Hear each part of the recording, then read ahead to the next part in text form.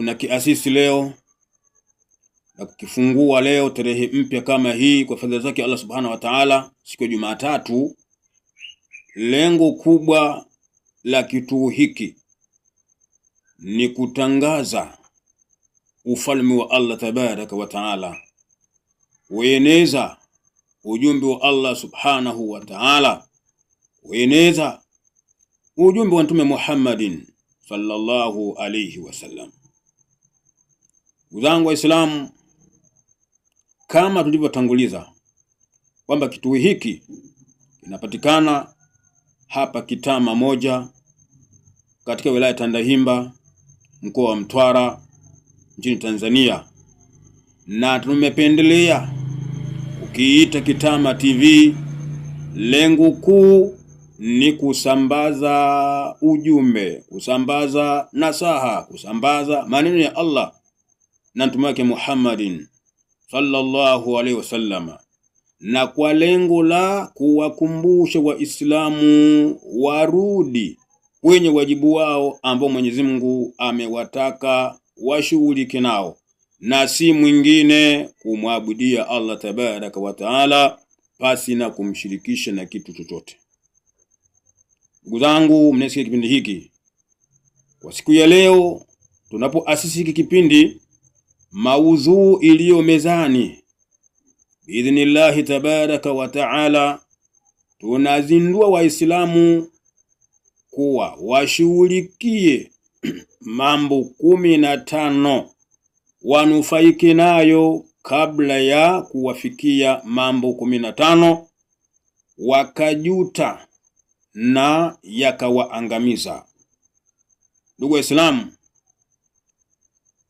watakapokuwa wameshughulika na mambo 15 kama Mtume Muhammad sallallahu alaihi wasallam alivyoongoza na kuwaelekeza, na wakafa na hali hiyo, insha Allahu Taala watu hawa wataingia peponi, ama wataingizwa peponi, kwa sababu kuingia kwao peponi kutatokana na kujiepusha na mambo hayo tuliyoyataja. Ndugu yangu, unafuata kipindi hiki, imefikia kupata dalili tosha Mtume Muhammadin sallallahu alaihi wasallam katika kuwapa bishara wale watakayepata kheri wakapata pepo ya Allah Tabaraka wa Taala. Wakiwa ndani ya pepo, basi watu kama hawa insha Allah Tabaraka wa Taala atamtoa malaika hali ya kuwa ana mic yenye spika kubwa, ndipo afike mbele yao watu wa peponi, awaelekezi mambo 4 muhimu kabisa. Ndugu zangu katika imani, hayo mambo 4 watanufaika nayo 4, na 4 itakuwa kwao kero yake hakuna kabisa. Kwa ndugu yangu, na kuomba ufuatilie vizuri tukio kama hilo katika chaneli hii Kitama TV, ili uwe mja mwema kwa kusikiliza vipindi vyetu. Ndugu Muislamu, Kitama TV ina faida kubwa sana kwako kama utaifuatilia kwa vipindi vyetu vyote tutakavyovirusha kwenye TV hii. Faida ambayo umuhimu wake kwako, kama uonavyo umuhimu wa mvua za kupandia kwa wakulima, kama uonavyo umuhimu wa mbolea kukuzia mazao, kama uonavyo umuhimu wa jua linalopatikana wakati mavuno yako tayari ili yaweze kuvunwa. Na hali kadhalika kipindi hiki au kituo hiki, ikiwa utakifuatilia vizuri kabisa, kila tutakapokuwa tunarusha matangazo yetu, utanufaika kama mkulima kwa zile mvua za kupandia, utanufaika kama mbolea katika mimea ya kukuzia, na utapata faida kama vile apatavyo mkulima baada ya mazao kukomaa. Yanahitajia jua liweze kukausha ili aweze kuyavuna. Namuomba Allah tabaraka wa taala akuwafikishieni ndugu zangu duniani mtekee kuwa mnafuatilia chaneli hii, munufaike na haya ambayo tunatarajia tuyafikishe kwenu. Allahumma amin. Ndugu mtazamaji wa TV Kitama, inakutakieni kila la kheri na baraka wote mtakaofuatilia vipindi vyetu hapa Kitama TV. Namuomba Allah subhanahu wa ta'ala akipe nguvu kituo hiki, akilinde kituo hiki, na akipe uthubutu wa yale yatakayozungumzwa yawe yana faida kwa Waislamu duniani insha Allah. Kama tulivyotanguliza kwamba watakaopata bahati kuingia katika pepo ya Allah tabaraka wa taala, basi watanufaika na mambo manne wakiwa humo, na mambo manne yatakuwa wao yamewaepuka kabisa. Mtume Muhammadin sallallahu alayhi wa alihi wasallam moja ya masiku aliwazungumza masahaba akisema hivi: idha dakhala ahlul jannati aljanna, pindi watu wa peponi watakapoingizwa humo na wakakamata makao yao, kila mmoja kawa yupo kwenye neema ambazo aliahidiwa na Allah tabaraka wa taala, ikawa hasa kakutana nazo ana kwa ana. Fayunadi limunadi, basi kutapatikana mtangazaji min indillah, atokai kwa Allah subhanahu wa ta'ala.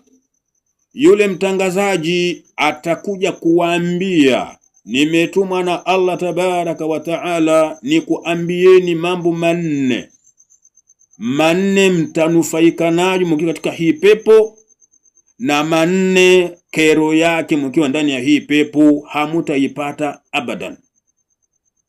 Akasema yule malaika, au atasema kuambia, inna lakum an tahyau fala tamutuna abada, kwa hakika nyinyi watu wa peponi mna nyinyi kuwa wahai tu, hamutakufa milele. Kwa hiyo neema ya kwanza watakayonufaika nayo watu wa peponi ni kule kuletewa taarifa maalumu ya kudumu kwamba wao watakaa kwenye pepo milele na wala hawatakufa tena. Allah tujalie tu miongoni mwa hao, amin. Yule mtangazaji ataongea tena, wa inna lakum an tasihu fala taskimu abada, na nyinyi mkiwa ndani ya hii pepo mutakuwa na afya njema tu, wala hamutaumwa milele. Kwa hiyo habari za kuumwa ndani ya pepo, kitu hicho hakuna. Ndani ya pepo ni kheri tu, afya njema tu na siha, hakuna maradhi tena.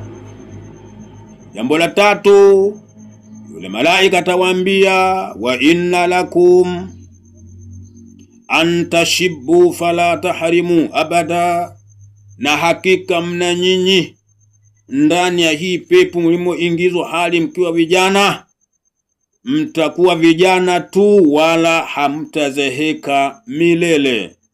Allah tujalie tuwe katika watu wa peponi, amin.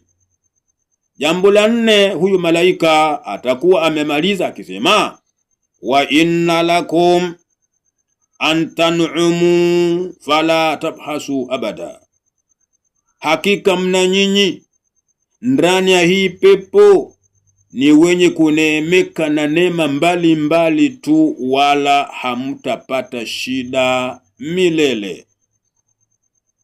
Udhangu mnafuatilia kipindi hiki hapa Kitama TV, haya ndiyo mafanikio ambayo watayapata wale ambao watakuwa amanu wa amilu salihati, watakao kuwa na imani ya kweli na ikawa wanafanya vitendo vinavyomridhisha Allah tabaraka wa taala, na ikawa pia wao si washirikina. Ndugu zangu mnafuata kipindi hiki hapa Kitama TV, matukufu haya ambayo tumeambiwa kwenye hadithi hii, kwanza ni maneno ya kweli. Kasema Mtume wetu Muhammadin sallallahu alayhi wa alihi wasallam, na miongoni mwa imani baada kumwamini Allah tabaraka wa taala, unatakiwa umwamini mtume wako Muhammadin sallallahu alayhi wasallam. Endapo mtu hata mwamini mtume, mtu huyu ana hasara duniani na akhera, na wala asifikirie kama atapata njia nyingine itekee muwezeshe yeye kufanikiwa. Jambo hilo hakuna. Ndugu zangu, tunapoishi katika ibada zetu, kile ambacho Mtume Muhammad amekiamrisha mtu